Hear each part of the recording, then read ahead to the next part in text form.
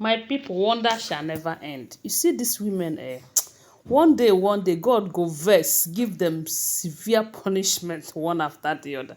Because, sometimes it is even better to fight with your enemy, someone that you know that this person is my enemy, you know, like me, so that you know how to fight that person, than fighting with someone that is pretending. Someone that will come to your face and tell you, you are my friend, I like you, I will support you, you have my support. Then at the back, she will pull out all the powers in her to fight you, to ensure that she brings you down. That's the kind of person that this Olori Two-Face is, seriously. Because no one will believe that the same person that is going around preaching the gospel, telling the people, preaching the gospel of Jesus Christ to people, will be the same person to fight against people that are going to church. Maybe in her mind, she thought she did it against Queen Naomi. She never know that she did it against God, if this information is true. Because I will always remind you that these are all alleged information, okay? Before we proceed, you're welcome back to my channel. I greet you according to your time and the time you are seeing this video. We are still on the gist from the palace of Ooni of Ife. Please, if you have not subscribed to my channel, kindly subscribe, give this video a thumbs up, and don't forget to turn on the notification bell. Always bear in mind that these are all rumored information, okay? So, according to the information, we heard that sometime last week, that Queen Naomi's church buses that were parked in the palace were deflected, and on Sunday, and not just that it was deflected, they say some of the tires were also taken away. On Sundays, the people that usually goes to church from Akure, from Ile-Ife to Akure, they were unable to attend church service that day because of the deflated tires. There was no means for them to reach to Akure for their church services.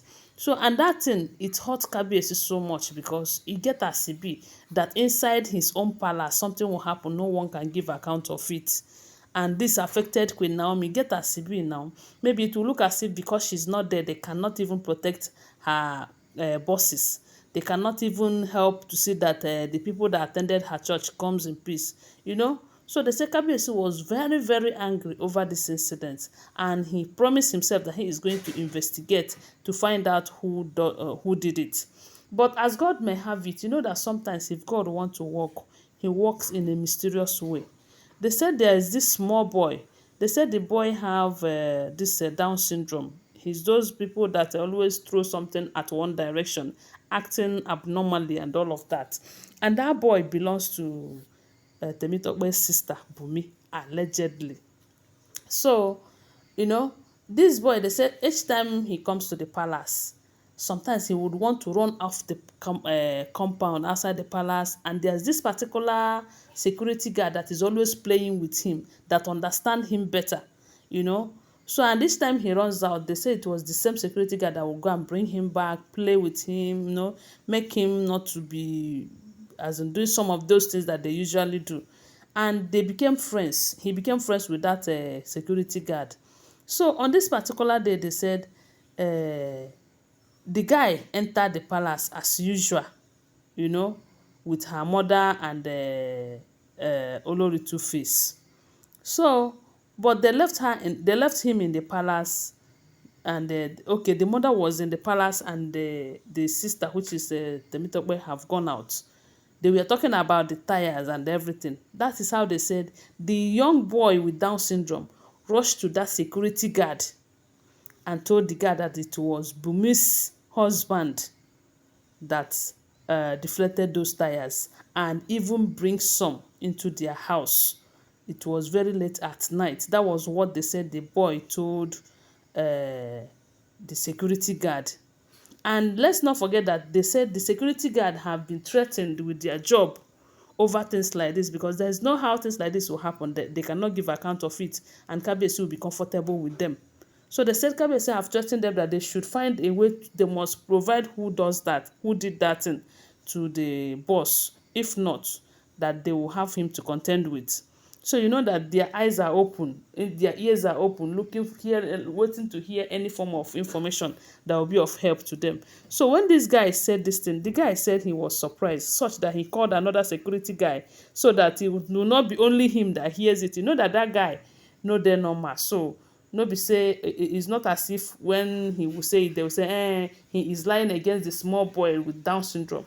So that was how they said the security guard called another person, and the guy said the same thing he said to this other guy, to the two security guard. Only then they were convinced that it was Bumi's husband. Who is this Bumi? Bumi happens to be, according to the gist, to always remember alleged information. They say Bumi is Temitope's sister. So this her sister, they usually come to the palace anytime they come back from US or UK. They based abroad, and it's all because of this child. They are looking for solution and everything. So you know that there they treat these people like with this Down syndrome better than here in Nigeria. So they said when the guards hears that, they were shocked. How come?